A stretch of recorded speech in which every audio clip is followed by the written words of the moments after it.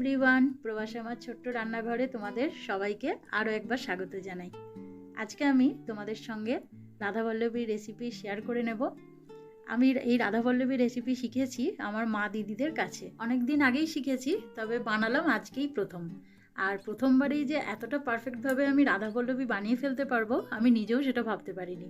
তাহলে চলো দেরি না করে আমি যেভাবে আজকে রাধাবল্লভী বানিয়েছি সেটাই তোমাদের সঙ্গে শেয়ার করে ফেলি।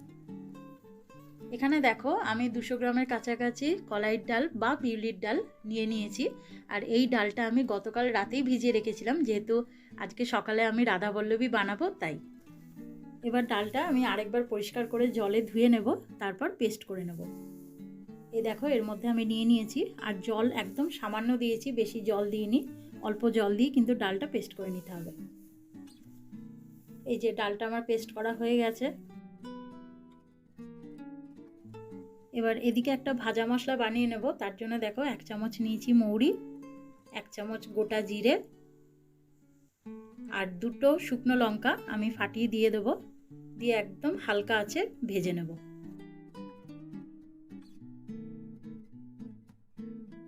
এখন দেখো এটা ভালোভাবেই ভাজা হয়ে গেছে। এবার একটা বাটিতে ঢেলে নেব, ঠান্ডা হয়ে গেলে তারপর এটা গুঁড়ো করে নেব।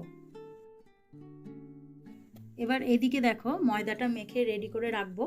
তো তার জন্যে এখানে নিয়ে নিলাম 3 কাপ ময়দা। এরপর এতে আমি দিলাম স্বাদ মতো নুন, সাদা তেল,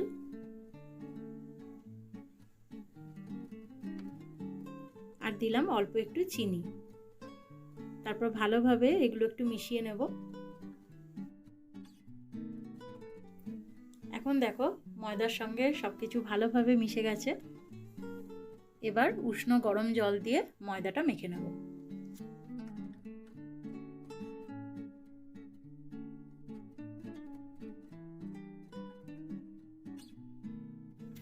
এদিকে দেখো ময়দাটা বেশ ভালোভাবে মাখা হয়ে গেছে। তো এরপর আমি এতে সামান্য একটু সাদা তেল দিয়ে ময়দাটার সঙ্গে ভালোভাবে আরেকবার মিশিয়ে নেব। ভালোভাবে তেলটা মেশানোর পর একটা থালা দিয়ে আমি বাটিটা ঢাকা দিয়ে রেখে দেব। এরপর আমি চলে যাব রাধাবল্লভীর পুরটা তৈরি করতে। এদিকে একটা ফ্রাইং প্যানে আমি 2 চামচ নিয়ে নিলাম সাদা তেল। তেলটা একটু গরম হওয়ার পর এতে দিয়ে দিলাম কালো জিরে আর হিং। তারপর কালো জিরে হিংটা একটু ভাজা হয়ে গেলে তার মধ্যে দিয়ে দিলাম আদা বাটা। আদা বাটাটা দিয়েও একটু ভালোভাবে ভেজে নিতে হবে। আদাটা ভালোভাবে ভাজা হয়ে গেলে আমি যে কলাইয়ের ডালের পেস্টটা রেডি করে রেখেছিলাম সেটা দিয়ে দিলাম। এবার ভালোভাবে পুরোটা মিশিয়ে নেব।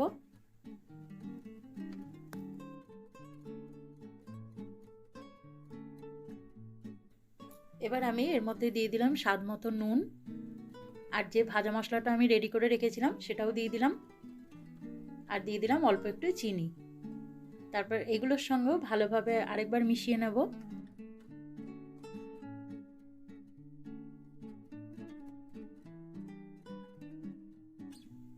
এখন দেখো আগের থেকে অনেকটাই শুকনো হয়ে এসেছে।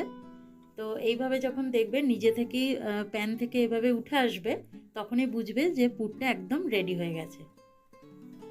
এবার আমি এটা নামিয়ে নেব। এই দেখো আমি একটা বাটিতে তুলে নিয়েছি। তারপর আবার এদিকে দেখো আমি ময়দার কাছে চলে এসেছি। ময়দাটা অনেকক্ষণই ঢাকা দেওয়া ছিল। তো এইবার এটাকে আমি দেখো তুলে দেখছি বেশ ভালোই নরম হয়ে গেছে। তো আরেকবার একটু মেখে নেব। এবার একে একে লেচি তৈরি করে নেব। আর লেচিগুলো একটু বড় করে করব, যেহেতু এর ভেতর পুর ভরতে হবে। আর ছোট করলে পুরগুলো বেরিয়ে যাওয়ার সম্ভাবনা থাকে, একটু বড় করে করলেই ভালো হয়। এই যে আমার সবকটা লেচি এদিকে রেডি করা হয়ে গেছে। তো চলো এগুলোর মধ্যে এবার পুর ভরে নিই। এই যে একটা লেচি নিয়ে নেব, আর এইভাবে হাত দিয়ে দিয়ে পাশগুলো একটু চেপে চেপে দেব, যাতে মাঝখানে পুরটা ভরতে সুবিধা হয়। এই যে এভাবে একটু চেপে চেপে নিলাম। তারপরে পুরটা একটু হাতে করে নিয়ে অল্প করে একটু গোল পাকিয়ে নিতে হবে।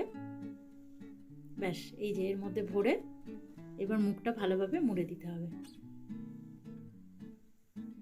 এভাবে একটা একটা করে আমি প্রত্যেকটা লেচিতে পুর ভরে নেব।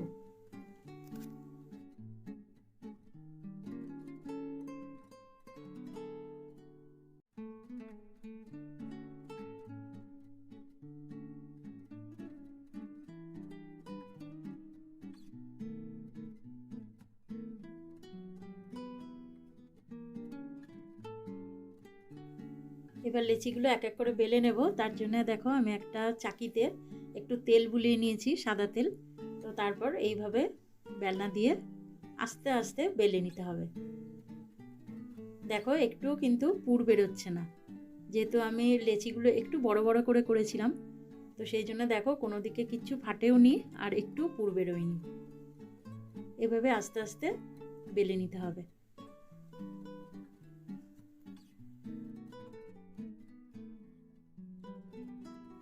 আর এদিকে আমি আগে থেকেই একটা ফ্রাইং প্যানে বেশ কিছুটা সাদা তেল গরম হতে দিয়েছিলাম। তো তেলটা গরম হয়ে গেছে, এখন আমি এক এক করে এগুলো ভেজে নেব।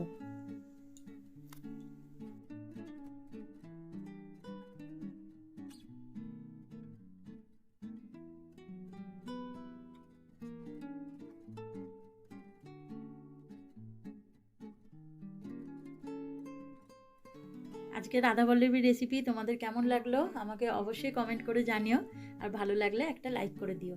আর যারা যারা আমার চ্যানেলে আজকে নতুন এসেছো, আমার চ্যানেলটিকে সাবস্ক্রাইব করে আমার পাশে থেকো। তোমাদের সঙ্গে আবার দেখা হবে খুব তাড়াতাড়ি নতুন আরেকটা রেসিপি নিয়ে। তোমরা সবাই ভালো থেকো, সুস্থ থেকো, সাবধানে থেকো।